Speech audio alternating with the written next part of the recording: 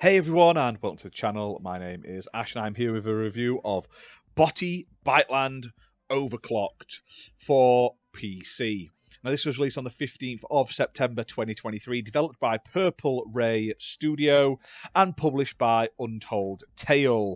Now, they were kind enough to send me a copy for this review, so big thank you to Untitled Tales for that. Now, this game is a classic 3D platforming game where you play as Boti, who is a robot.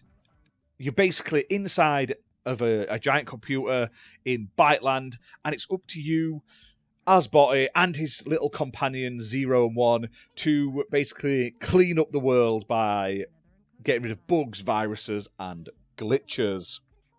Now, I'm a huge classic platforming fan. If any of you have ever watched any of the other videos I've done on the channel, you'll know that. Grew up with the sort of PS1 and PS2 style platformers, and this instantly jumped out to me as something I really wanted to play.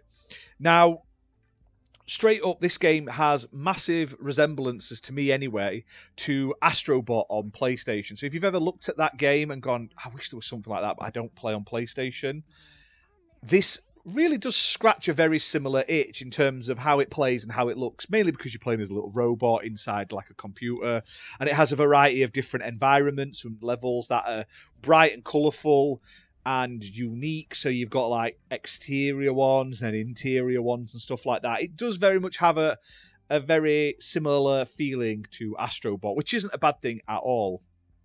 Now, as you're playing through this game, not only do you have like your standard platforming sections and you're obviously having to fight enemies and stuff like that, there are also other little neat things, including like a rhythm-driven slide elements, which I thought were really cool, and also these like magnetic gameplay sections and stuff like that, where you have to basically like you're on a rail and you're being like magnetized to the side of it.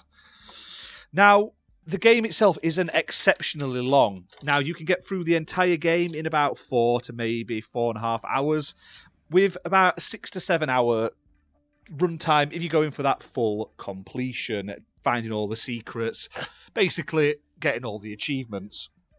Now, the worlds in this game are big and sort of semi-open, and you can sort of see where you're going in the distance as you're playing through the game, which I loved. There's lots of hidden collectibles in each of the worlds, which gives you a reason to look around and go off the beaten track and stuff like that to find them. And one thing I did like about this game, it also features drop-in and drop-out co-op mode.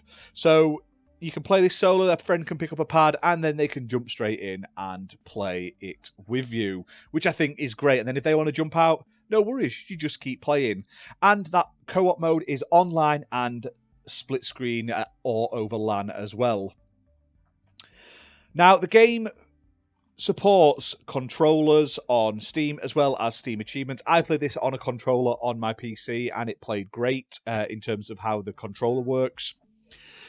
While I really love this game, I think it's really great.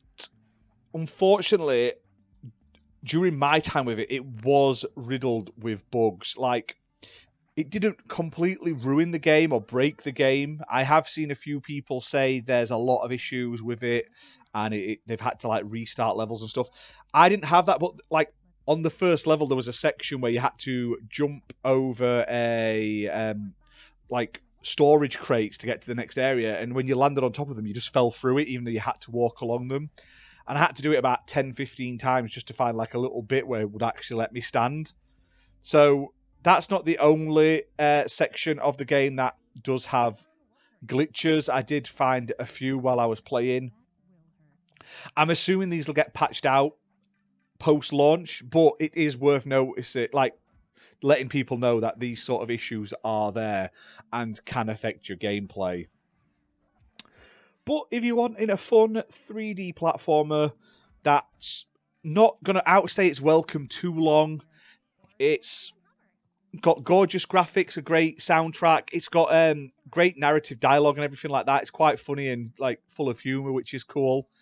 And a very sort of like sweet but interesting enough story. to scratch that platforming itch, I highly recommend checking this one out.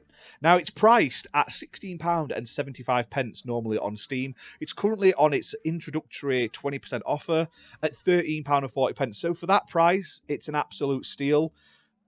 You're going to enjoy it. You're going to get to see a whole host of awesome like environments, beat a whole host of enemies, collect a load of cool things, and just feel like you're playing a classic platforming game. Honestly, like I say, it really, really made me think I was playing Astrobots again, just without the sort of like PlayStation Easter eggs sprinkled throughout, basically. But all in all, I've enjoyed my time with it. Like I say, just maybe check that it is patched and they've fixed those few little issues. But it's a fun game, more fun with friends as well. So hit that like button, hit subscribe, and we'll see you soon, guys, for more content. Bye for now.